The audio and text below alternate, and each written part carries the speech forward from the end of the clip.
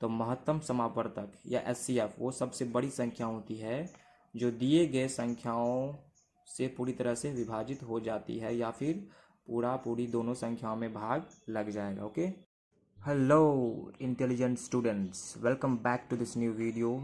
आज की इस वीडियो में हम लोग महत्तम समापवर्तक जिसका निकनेम है गाइज एचसीएफ, जीसीडी, जीसीएम भी इसे हम लोग शॉर्ट में कहते हैं, आज इसका सर्विसिंग होने वाला है। ओके, तो चलिए सर्विसिंग शुरू करते हैं। सबसे पहले हम लोग जान लेते हैं महत्तम समापवर्तक शब्द का शाब्दिक अर्थ क्या है, ताकि इसे समझने में आपको आसानी होगी। महत्तम महत्तम का मतलब होता है सबसे बड़ा, सबसे बड़ा। महत्तम मतलब सबसे बड़ा। समापवर्तक दो शब्दों को मिलाकर बना है, समा जोड़ अपवर्तक, समापवर्तक। तो आपको अपवर्तक और समापवर्तक किसे कहते हैं यह आपको पता होना चाहिए। महत्तम मतलब सबसे बड़ा, ये क्लियर हो गया। अपवर्तक जिसे हम लोग गुणनखंड भी कहते हैं। अपवर्तक मतलब गुणनखंड, गुणनखंड ये आपको मैं एग्जाम्पल से बताऊंगा आगे। महत्तम सबसे बड़ा, अपवर्तक मतलब गुणनखंड, समापवर्तक मतलब जो दो संख्याओं का अपवर्तक हो, जो दो या दो से अधिक संख्याओं का अपवर्तक हो, जो दो या तो महत्तम समापवर्तक एचसीएफ जिसको हम लोग शॉर्ट में कहते हैं। एचसीएफ का फुल फॉर्म होता है हाईएस्ट कॉमन फैक्टर, और इसे हम लोग एचसीएफ, जीसीडी या जीसीएम भी कहते हैं। एचसीएफ का फुल फॉर्म होता है हाईएस्ट कॉमन फैक्टर, जीसीडी का फुल फॉर्म होता है ग्रेटेस्ट कॉमन डिवीज़र, और जीसीएम का फुल फॉर्म होता है ग्रेटेस्ट कॉमन मल्टीप्लायर। तो आई होप इतना आपको क्लियर हो गया होगा। एचसीएफ का फुल फॉर्म क्या होता है, जीसीडी का फुल फॉर्म क्या होता है, और जीसीएम का फुल फॉर्म क्या होता है। ये तीनों इसी का नाम है, इसी को हम लोग शॉर्ट में एचसीएफ, जीसीडी या जीसीएम भी कहते हैं। ओके, महत्तम का मतलब सबसे बड़ा होता है, अपवर्तक यानी कि गुणनखंड, जो कि मैं आपको एग्जाम्पल से बताऊंगा। और समापवर्तक मतलब कि जो दो या दो से अधिक संख्याओं का अपवर्तक हो, जो दो या दो से अधिक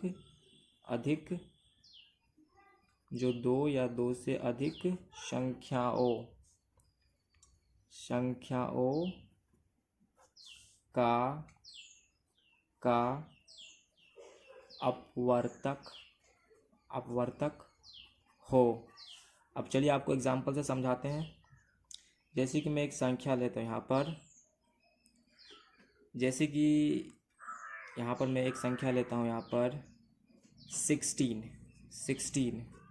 अब मैं पूछूंगा 16 के अपवर्तक बता। अपवर्तक यानी कि जो जिस संख्याओं को गुना करने पर हमें 16 प्राप्त होता, 16 मिल जाएगा, वो संख्या, वो गुणनखंड अपवर्तक कहलाएगा। उसी को हम लोग अपवर्तक या फिर गुणनखंड कहेंगे। जैसे कि 2 गुने 4 हो जाए, जैसे कि 8 गुने 2 बराबर 16 होगा। ओके, उसके बाद 4 गुने 4 बराबर भी 16 होगा। ओके, तो ये 8 और 2 को गुना करेंगे तो 16 मिल जाएगा, 4 गुने 4 गुना करेंगे तो 16 मिल जाएगा, फिर 16 गुना 1 बराबर भी 16 होगा।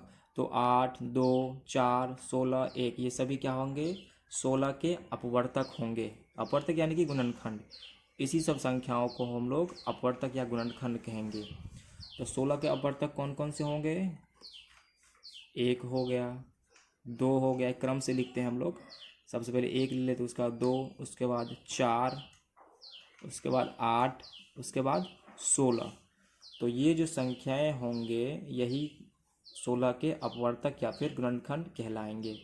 इसी संख्याओं को हम लोग अपवर्तक कहते हैं। ओके, क्योंकि इन सभी संख्याओं को दो आपस में गुना करने पर हम लोग 16 प्राप्त कर लेंगे। ओके, 1 गुने 16 बराबर 16, 2 गुने 8 बराबर 16, और 4 गुने 4 बराबर 16। 2 4 को नहीं लेंगे हम, 4 जैसे 4 गुने 4 बराबर 16 तो हम लोग एक ही 4 लेंगे। ओके, तो 4 बराबर 4, 4 4 दोनों संख्या तो सेम ही है, हम इसलिए हमको सिर्फ 4 लेना है, 2 4 नहीं लिखना है, सिर्फ 1 4। ओके, तो 16 के अपवर्तक होंगे 1, 2, 4, 8, 16।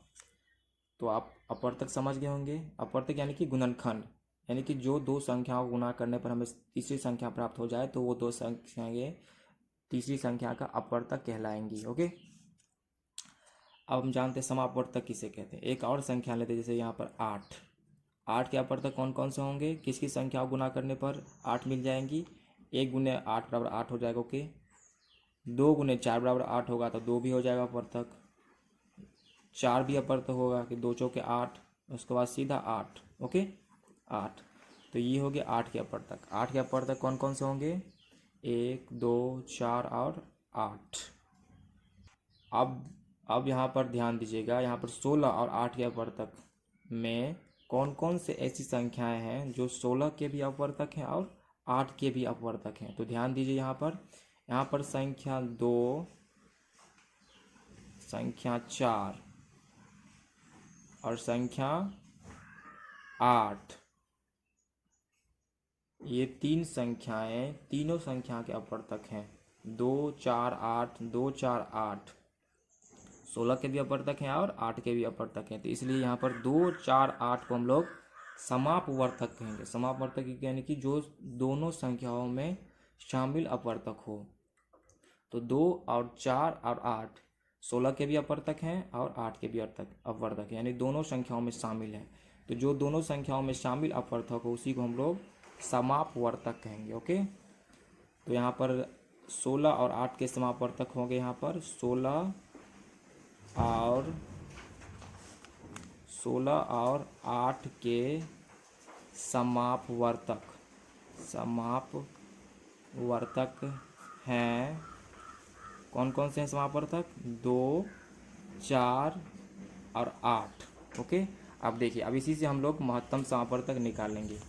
अब ध्यान दीजिए, यहाँ पर 2 4 8 ये तीन संख्याएं 16 के भी अपवर्तक हैं और 8 के भी अपवर्तक हैं, यानी कि 16 और 8 के समापवर्तक हैं।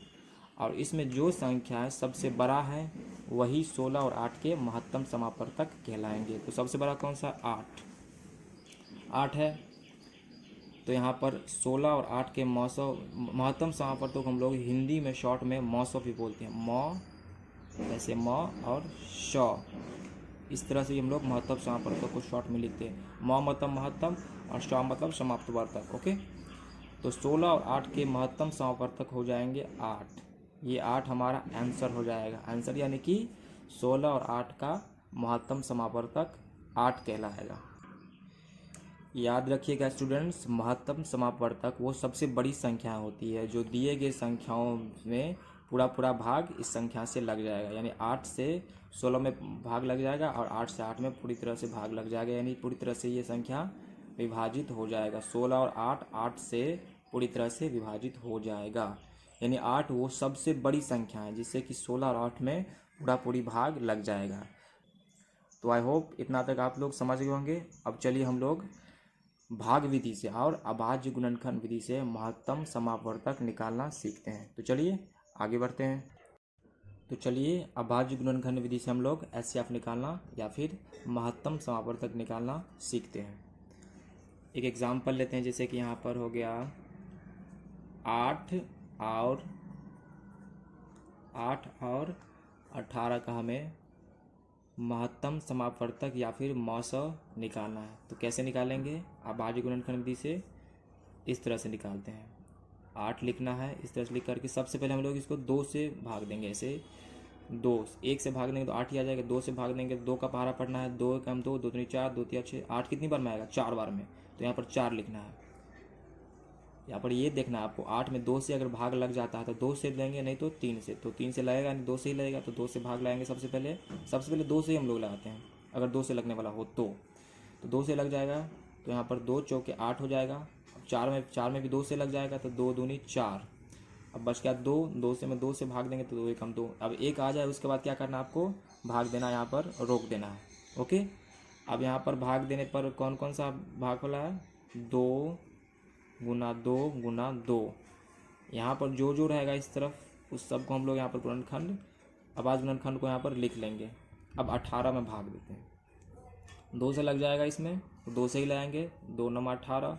अब 9 में 2 से नहीं लगेगा, 2 के पहाड़ा में 9 नहीं आएगा, 3 के पहाड़ा में आ जाएगा, तो 3 से हम लोग लगाएंगे। 3 3 9, 3 आ गया।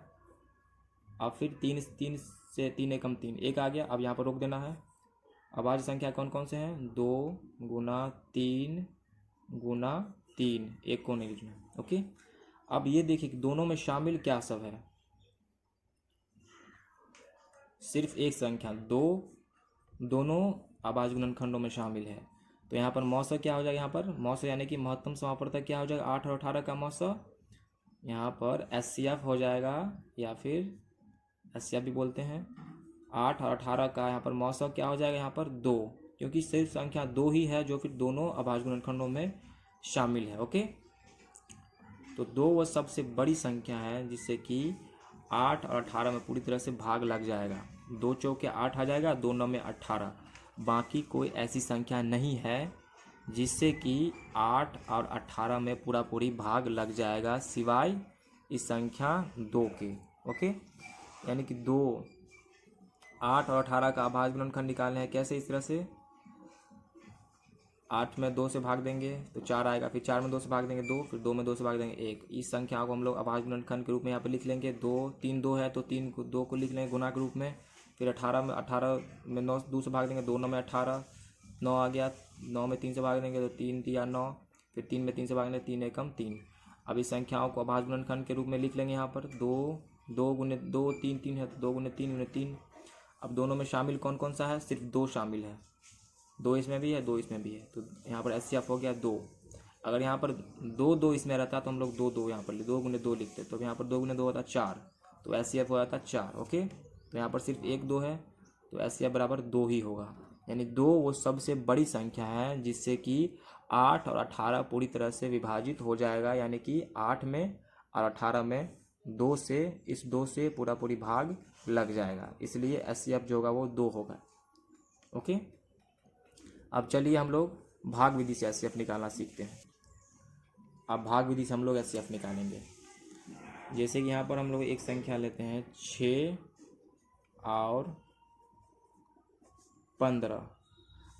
6 और 15 का हमें एचसीएफ निकालना है भाग विधि से। कैसे निकालेंगे, यहाँ पर 6 को हम लोग लिखेंगे भाजक के रूप में और 15 को भाज्य के रूप में। ओके, अब 15 में हम लोग 6 से भाग देंगे, भाग देना तो आपको आता ही होगा।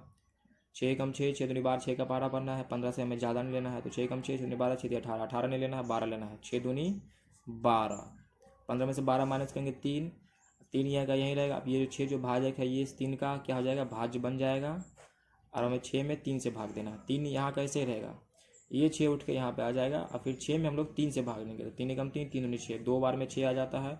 6 माइनस 6 बराबर 0 हो गया। 0 आने के बाद हमें छोड़ देना है।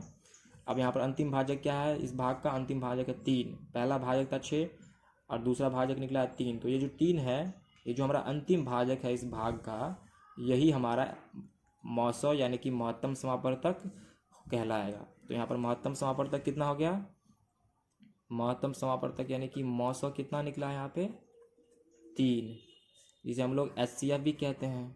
मौसौ कहिए या फिर एचसीएफ कहिए या जीसीडी कहिए या जीसीएम कहिए, 3 ही निकला यहाँ पर। तो मौसौ कितना हो गया 3, ये हमारा आंसर हो गया।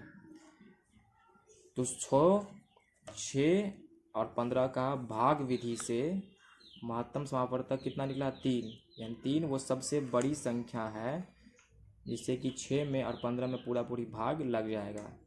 एक्चुअली में एचसीएफ या फिर महत्तम समापवर्तक वो सबसे बड़ी संख्या होती है जिससे कि दिए हुए संख्या में पूरा पूरी भाग लग जाता है। तो आई होप स्टूडेंट्स आपको इस वीडियो में महत्तम समापवर्तक निकालना सीख गए होंगे, अभाज्य गुणनखंड विधि से भी, भाग विधि से भी और अपवर्तक निकाल करके भी। तो अगर आपको इस वीडियो से कुछ सीखने को मिला हो तो प्लीज़ इस वीडियो को लाइक करके कमेंट करें। अगर कोई क्वेश्चन पूछना हो तो वो भी आप अपने कमेंट में पूछ सकते हैं। और अगर आप इस चैनल पर आज नए आए होंगे तो प्लीज़ मेरे चैनल को सब्सक्राइब कर मुझे सपोर्ट करें। मैं इसी तरह की इन्फॉर्मेटिव और नॉलेजेबल वीडियो बनाता रहता हूँ। Thank you for watching, love you all.